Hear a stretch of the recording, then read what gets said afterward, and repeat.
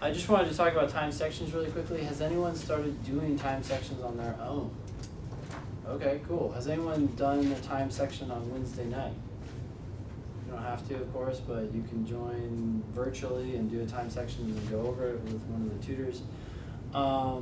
Great. Which time sections have you guys done? 53? Okay, you just did what was in the homework. That's perfect. Now, in general, are you guys doing section 1 of test 53 and then section 2 and 3 and 4? That's perfect. Yeah, you just march through it. Now, what happens over time is a lot of people, it depends on how well you're doing on the test. Okay? So the worse you're doing, the more you probably want to go back and forth between doing a time section and drilling. Because drilling allows you to really focus in on one question and try to understand it. The better you're doing, the more your study is going to turn to time sections, right? Like if you're doing really well, then you're probably just doing like a time section every day, reviewing it, and then drilling if you have extra time. Okay? But, yes? What's well? That's a good question. Okay, so let's say you're in the mid 160s and higher, then you're probably doing a time section every day and learning from it and then drilling if you have time. The challenge with being lower than that is that you're going to do a time section, you're not going to get to all the questions, you're going to miss more questions, you have more to review. The time section becomes a bigger deal, right? That said, there's still a lot of value in doing a time section because if you only drill, then when you go take a test on Saturday, you're like, whoa, this is a different experience, I'm stressed out because I'm trying to do everything fast, and you got to get kind of used to that constraint, right? So I would say for most people, you're doing drilling one day, you're doing a time section the next day, and then every weekend or every other weekend you're doing a time test. If you're feeling like Saturday's coming and you're like, oh my gosh, I have so much to do and I don't want to do another test, it's okay to skip every now and then. Because the test itself is a huge monster, right? It takes a lot of time, then you got to review it. Otherwise it was kind of a waste of time. So first, if you're feeling stressed out, it may actually be better to spend Saturday doing a time section reviewing it and then doing another time section and reviewing it. Like, I'd rather you be learning than just like checking boxes off. Oh yeah, I got that test done. Now, don't use that as an excuse to just never come in on Saturday. Like, I really hate those things. They're so long and it's just like stressful. Obviously, you got to get experience doing that too. You kind of have to just take a little bit of ownership here and realize that you generally have 3 options: drilling, time sections, or times tests. And for most of us, we're alternating back and forth between drilling and time sections, doing one day, one the other day, and then doing a test every weekend or every other weekend. Yes?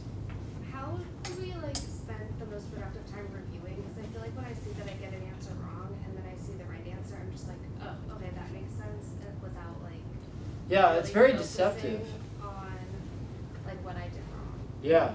Well, it's weird because when you get a question wrong and then you see the right answer, there is this sincere feeling of like, oh yeah, that makes sense.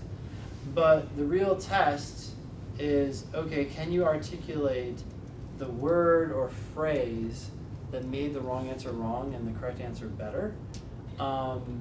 And if you can articulate that to someone else, ideally you find someone else who is not totally sold on that answer and try to explain it to them. So sometimes a study buddy can be helpful. The other thing is to flag questions as you're going through a section. And then when you're done with the section, hide the correct answers, in the review panel. And then sit on those questions. You can actually hide the correct answers, but reveal which questions you got wrong. So then you don't know which answer is right. So then you're like, okay, well, I know I got it wrong. And then you look at the others and you try to explain why one is right or wrong. As your score increases, you actually want to hide whether you got it wrong, right or wrong, too. So you have no clue whether you got it wrong. So the answer you chose may be correct or it may be wrong, and you're just like, I was not totally sure. And then you sit there and you think about that answer and the most tempting answer that you were debating, right? And see if you can articulate any reasons. And then once you've committed to a reason, then you look up the explanation, and now you have this little competition because you have to see if your reasoning matches that, and so then it invites you to dig a little deeper than just like, oh yeah, okay, cool. So, good question. Questions about studying? All right, one thing that people do get mixed up a lot on is necessary and sufficient assumption questions. So as much as I'd like you to just drill all LR question types at once and not so much target certain ones, doing necessary and sufficient assumption questions together is a great way to learn how they're similar and how they're different, right? And they're a pretty common question type. Necessary assumption questions by far more common, so when you do that, you'll see more necessary assumption questions, but you just keep going back and forth and you start to get a sense of, oh, this is a necessary assumption question, that's what I'm looking for. This is a sufficient assumption question, and that's what I'm looking for.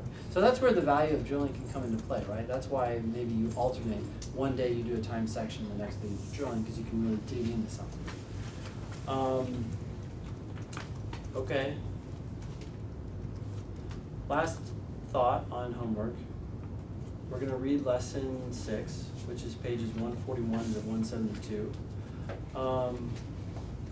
And I would say if you're feeling stressed out about anything, which is normal and common, just remember that your goal every day is to learn one new thing about the test. Like, the test is surprisingly repetitive. The skills overlap in a lot of ways that you may not realize right now and then realize later. So if you get better at must-be-true questions, you may not realize how you're helping yourself with flaw questions or whatnot. Don't stress. Don't be like, oh, and now I've also got to master these. Getting better at that necessary assumption question or that must-be-true question, which actually, by the way, are very related to each other, can help with other things, and even reading count. So just sit down and be like, okay, I'm overwhelmed by all the things I could do. Let me just drill a couple things, learn something from them, and you'll see it appear in other parts of the test. Every day your goal is just learn 1 or 2 or 3 new things and get your mind wrapped around that, and I would say that's a victory. Okay, cool. Thanks, guys.